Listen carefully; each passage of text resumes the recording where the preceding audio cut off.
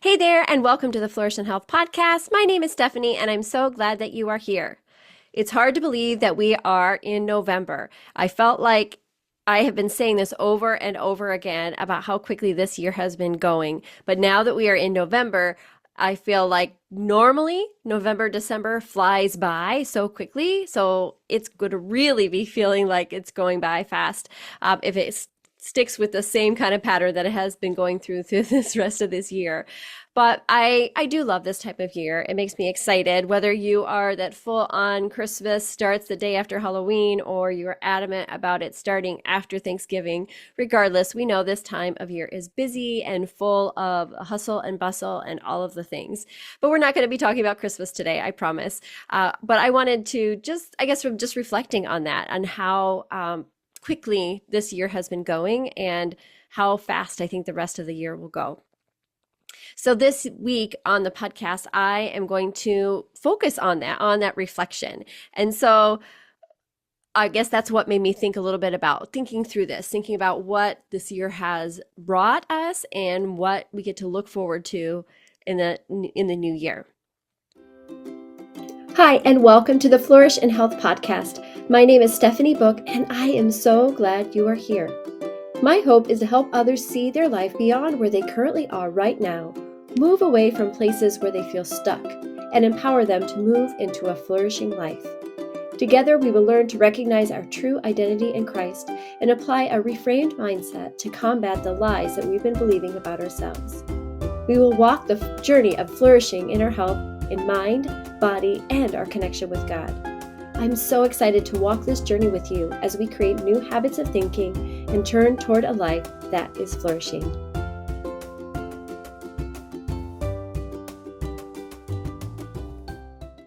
Hey friends, before we jump into any more of the episode, I wanted to share a few things with you. First of all, as we're in November, I love the idea of being thankful. And so I invite you to listen into my attitude of gratitude every day in November. I did this last year as well. I'm doing some type of gratitude video every single day on TikTok. So you can find me on there. I'll put the link in the show notes if you want to join in. And I give you a challenge every single day as well.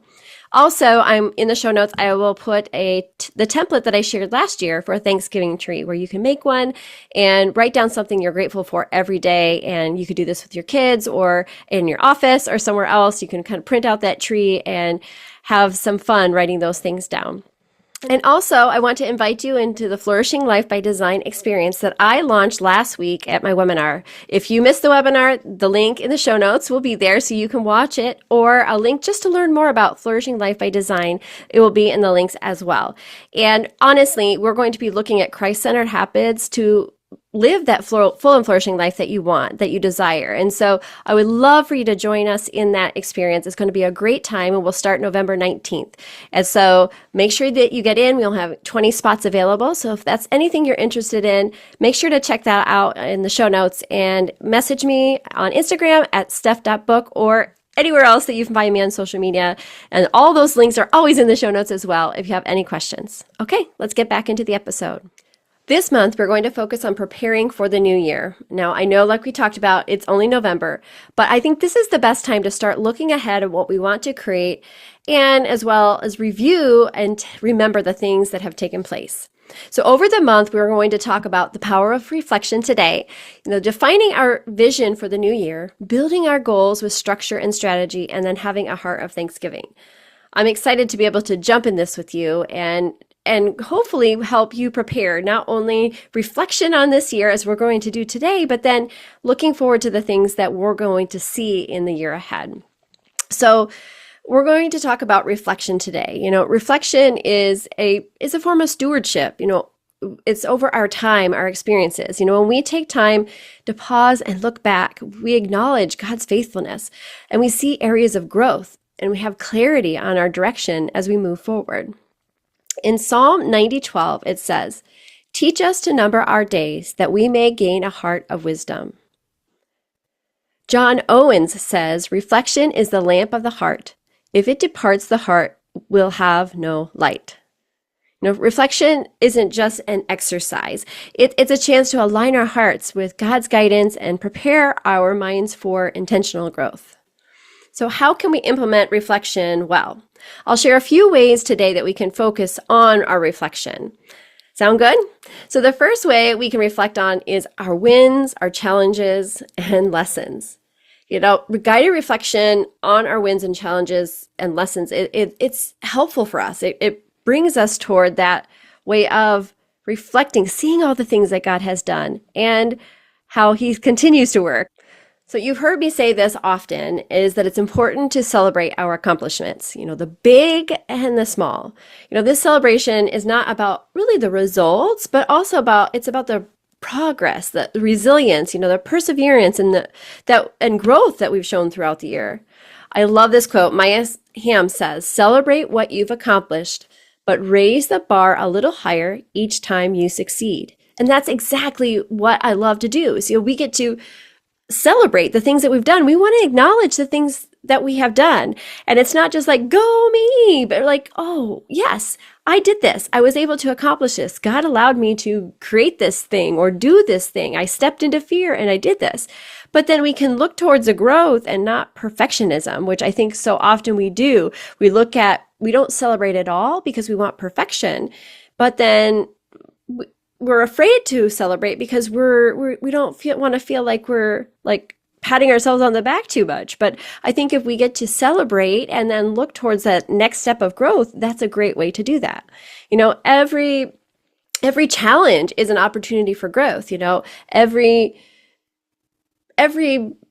step that we take as we walk through things, it allows us to grow. And so we get to celebrate those wins and look at what we want to grow on or grow through it or learn from it and continue on with it. And then we also get to reflect on the struggles or the missteps that we've taken. And, we can celebrate those too, actually, which doesn't always feel so good. But then we can see how God's strength supported us or how we grew in trust and resilience as we walk through those things. And so that's a big part of that reflection, is looking at the good things that we were able to accomplish and how we can move forward through that. And also the things that were hard for us and that we could recognize how we grew through those. I think that it's really good to be able to do that, and not with not with a sense of perfectionism. And I want to have you have time to celebrate and sit in that gratefulness. But I just want to help you see that line. Hopefully that I've helped you see the difference between, just patting yourself on the back and the yay me, or really focusing on those struggles, but walking through that reflection with a moving forward of like what's coming next. James 1:2-3 says, "Consider it pure joy, my brothers and sisters, whenever you face trials of many kinds, because you know that testing of your faith produces perseverance," right?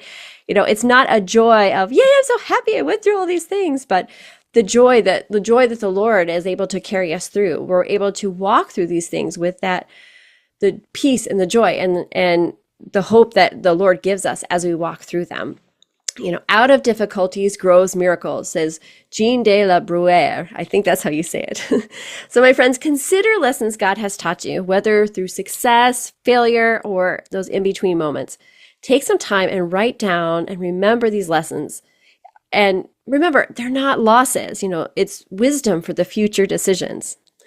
To help you, ask yourself this, like, what wisdom has God given me this year that I can carry forward? Sound good? For wisdom will enter your heart and knowledge will be pleasant to your soul. Proverbs 2:10. We implement reflection. We get to identify areas of growth and improvement. We talked a little bit about that just now, but think about your relationship with God and how it's deepened.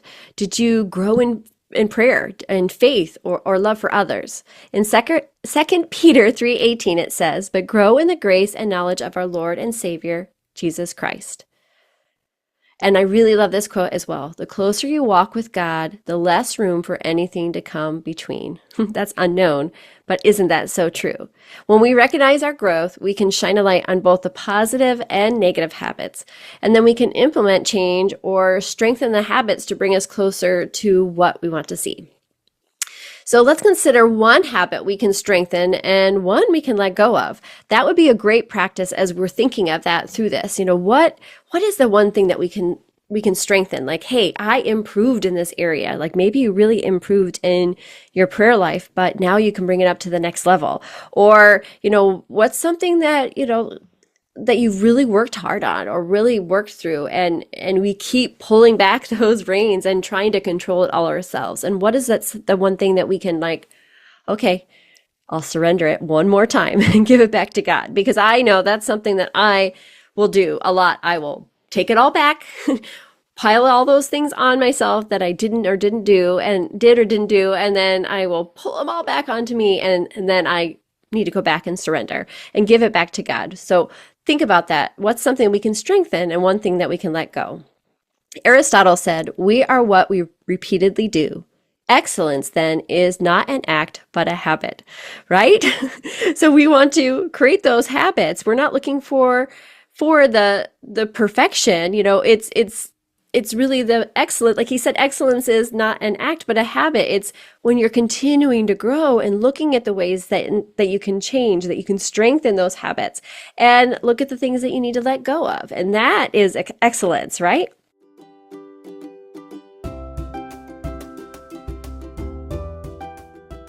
Okay.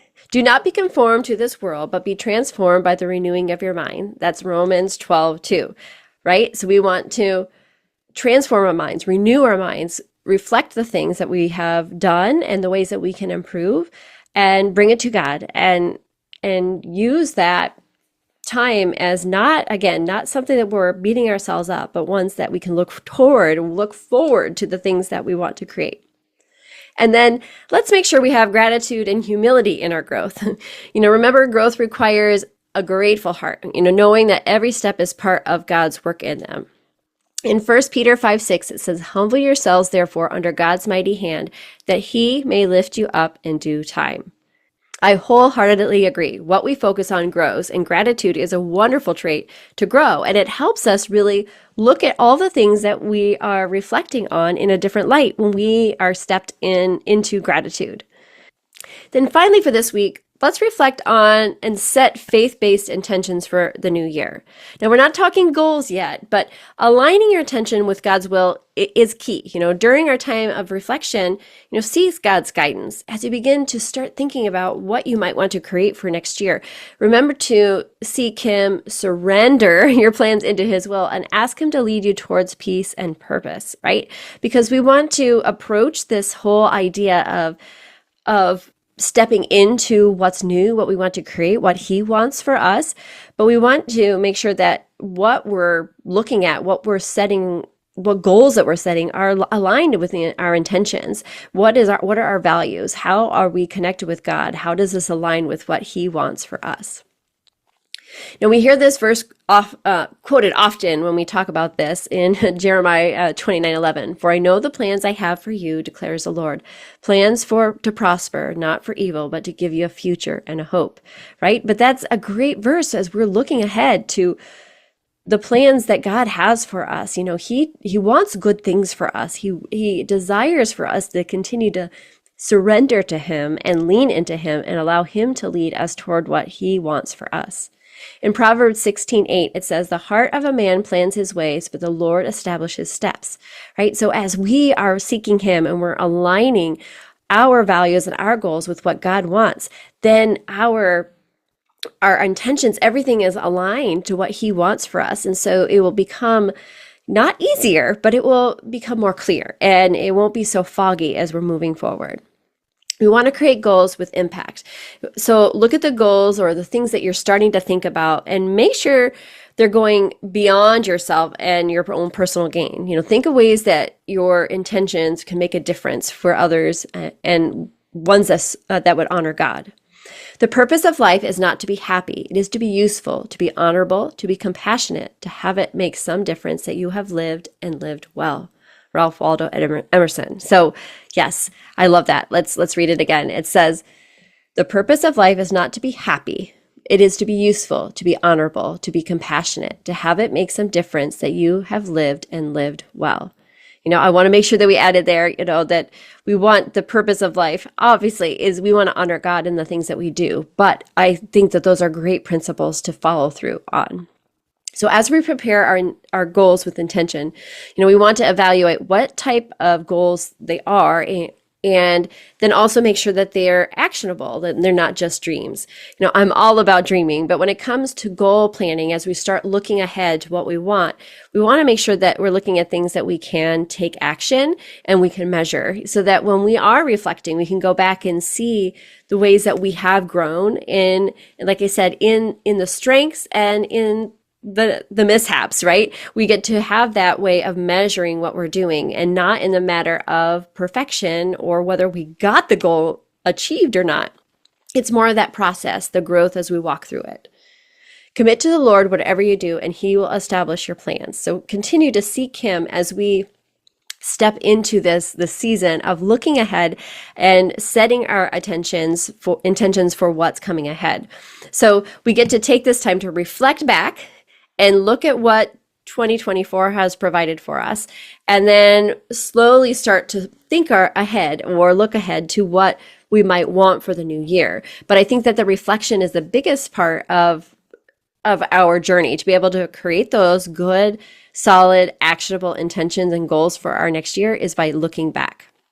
There are a few books that I thought I could recommend during this time. There's tons of different books, obviously, that you can read, but a good one would be The Purpose-Driven Life by Rick Warren.